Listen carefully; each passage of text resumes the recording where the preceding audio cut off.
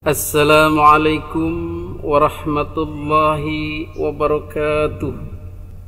Alhamdulillah hamdan wa syukran ala ni'amillah, salatan wa salaman ala rasulillah wa ala alihi wa ashabihi wa mawala, amma ba'du. Hadirin para netizen yang dimuliakan Allah subhanahu wa ta'ala, pada kesempatan kali ini kita akan membahas tentang Habib Bahar atau Bahar bin Smith. Jadi Habib Bahar ini adalah contoh klan Ba'alwi yang paling menikmati posisinya sebagai Habib. Dia tidak pernah salah, paling banyak dibela, banyak muhibbinnya, dan selalu ada pembenaran dalam setiap tindak tanduknya, sehingga nyaris tak tersentuh. Tetapi ketika dia berbuat kurang ajar terhadap Jenderal Dudung, dia rupanya kena batunya. Ada apa rupanya? Rupanya Jenderal Dudung punya keberanian lebih karena merupakan turunan atau trah daripada Wali Songo, Sunan Gunung Jati Cirebon, atau Syekh Syarif Hidayatullah. Jadi kalau tidak salah dia sempat dijebloskan ke penjara. Tetapi yang mau kita garis bawahi dari perilaku Habib Bahar bin Smith ini adalah bahwa posisinya yang di atas, yang selalu diagungkan, yang dieluk-elukan muhibbinnya, yang selalu dibela, yang selalu benar, yang selalu punya keberanian terhadap orang, itulah yang ingin kita luruskan. Jadi kita ingin Habib Bahar bin Smith ini normal, seperti manusia biasa di Indonesia. Bagaimana cara agar dia normal seperti warga Indonesia? Cara pertama adalah menyadarkan kepada dia bahwa dia bukanlah orang yang harus diagung-agungkan, orang yang harus dihormati karena berketurunan kepada Nabi. Tidak, dia bukanlah keturunan Nabi. Itu yang harus diberikan penyadaran kepada dia, sehingga sifat-sifat jumawa, tinggi hati, merasa terhormat, merasa dimuliakan, merasa sebagai kasta lebih tinggi akan hilang. Ini juga berlaku pada Habib-Habib selain Habib Bahar bin Smith, terutama yang merasa, yang membangga-banggakan, sehingga muncul sifat arogannya. Cara yang kedua adalah dengan memberikan konsekuensi, dengan memberikan ganjarannya. Jadi semacam laku lampah. Kalau kamu berbuat begini, nanti akibatnya begini. Kalau kamu berbuat kasar, maka akan dikasari. Kalau kamu berbuat onar, maka akan begini, dan seterusnya. Selama ini Habib Bahar bin Smith berlaku tidak sewajarnya. Jadi ketika ada masalah, dia sampaikan dengan kekerasan, berteriak-teriak, mengancam-ngancam. Itu bukanlah watak orang Indonesia. Dan orang tidak boleh ada pemakluman. Kalau Habib Bahar kan Habib, boleh-boleh aja dia. Mau nantang-nantang gimana, mau keras gimana, mau kasar gimana, seterah dia. Kenapa masyarakat bisa mengatakan begitu? Karena melihat Habib Bahar sebagai cucu Nabi. Sekarang posisi cucu Nabi sudah dieliminasi, sudah tidak valid lagi, maka dia pun harus kembali menjadi warga biasa. Tetapi rupanya Habib Bahar belum bisa belajar dari pengalaman, belum bisa merubah akhlaknya ini, yang merupakan akhlak buruk. Kenapa? Karena setiap dia menantang-nantang, setiap dia ngajak rusuh, ngajak gelut, orang tunduk semua. Tidak ada yang berani mempermasalahkan, memprotes, bahkan tindakannya itu selalu dibenarkan.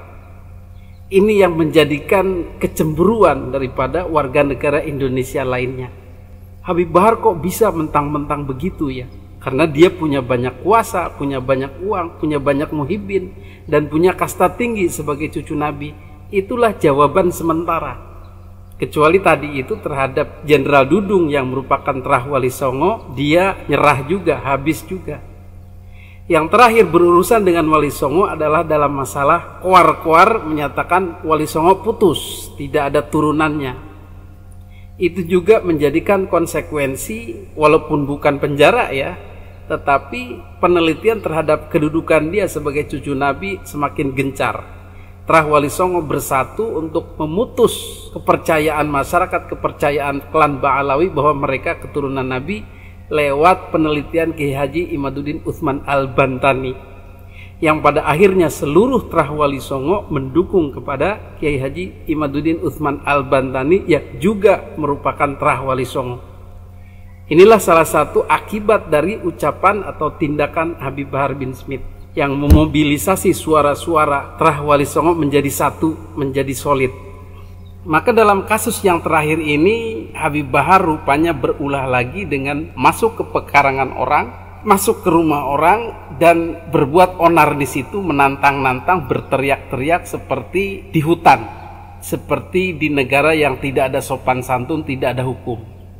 Jadi cara-cara jahiliyah, cara-cara zaman dulu, nantang-nantang kekerasan itu masih dipakai. Nah, cara-cara seperti ini harus sudah kita hilangkan, dan tidak boleh ada orang-orang seperti Habib Bahar bin Smith ini yang kalau ada masalah rusuh, nantang-nantang, masuk ke pekarangan orang, masuk ke wilayah orang dengan pasukannya, dengan penjaganya, dan teriak-teriak. Perilaku ini harus segera dihilangkan dari Indonesia, karena khawatir akan ditiru oleh orang-orang lain yang juga cemburu atau ingin seperti Habib Bahar bin Smith ini. Inilah yang disebut mentang-mentang jumawa jagoan merasa paling hebat. Tidak bisa begitu. Maka dalam kasus ini dia berurusan dengan Ad-Din Arifin, masuk ke pekarangannya dan menantang gelut. Saya sabar, saya datang kemari baik-baik. Saya koordinasi dulu sama Polsek.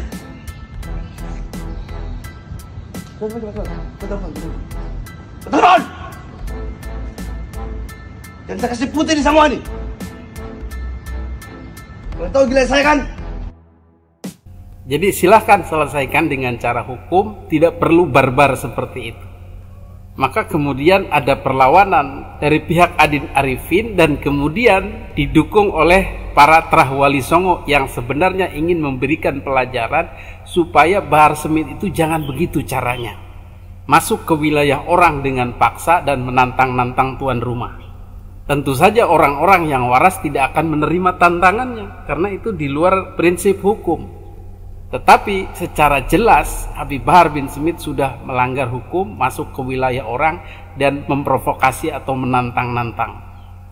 Itu yang tidak boleh lagi kita lakukan, karena ini akan menimbulkan kekerasan-kekerasan susulan. Iya saja kalau sang tuan rumah mengerti hukum.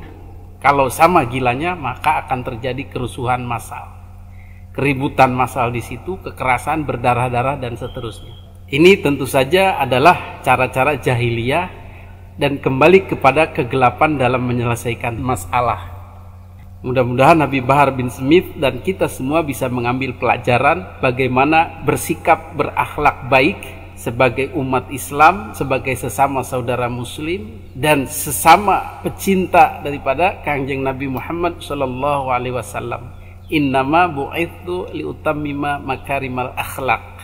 Jadi kita harus perbaiki akhlak lagi. Akhlak bisa diperbaiki. Kalau watak tidak bisa diperbaiki, akhlaknya bisa. Jadi dia bisa memahami, walaupun temperamen, tapi dia bisa memahami cara-cara berakhlak yang baik, maka dia akan salurkan dengan cara-cara yang baik. Walaupun orangnya keras, bisa. Jadi Habib Bahar tidak boleh bersembunyi di balik saya mah kayak gini orangnya, saya mah temperamen. Bisa. Temperamen bisa memperbaiki akhlak, karena akhlak ini adalah misi Kanjeng Nabi Muhammad sallallahu alaihi wasallam. Mudah-mudahan dengan adanya peristiwa besar ini, terputusnya nasab Habib Bahar dari Kanjeng Nabi dan kemudian diperkarakannya kelakuannya yang melanggar hukum, maka beliau akan menjadi manusia tawadhu, normal seperti warga muslimin Indonesia lainnya. Amin amin ya Allah ya Rabbal alamin. Hadanallahu wa iyyakum ajma'in. Wassalamualaikum warahmatullahi wabarakatuh.